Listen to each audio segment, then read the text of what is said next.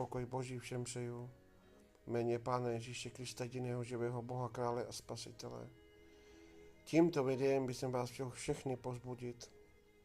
Pokud máte trápení, bolest, nemoc v rodině, strach, deprese, vše, co vás trápí, je tu někdo, kdo vám může pomoct. A to je všemohoucí jediný Bůh, Pán Ježíš Kristus. Začněte ho hledat.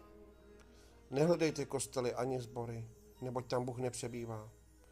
Bůh přebývá v lidském srdci a hledá člověka, který ho bude chválit srdcem a bude ho hledat a ctít srdcem. Pán Ježíš Kristus je cesta, pravda a život. A pokud jemu odevzdáme svůj život a své problémy, Pán je dobrý Bůh, Pán nám pomůže.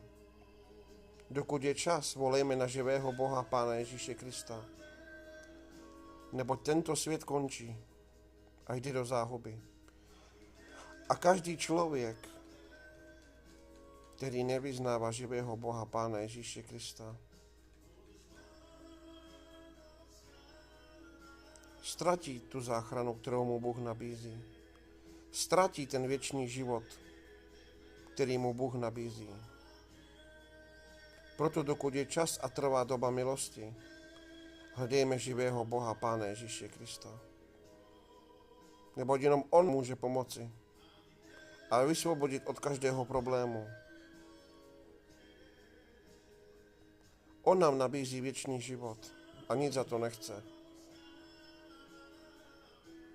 Jenom naše srdce, oddanost, upřímnost.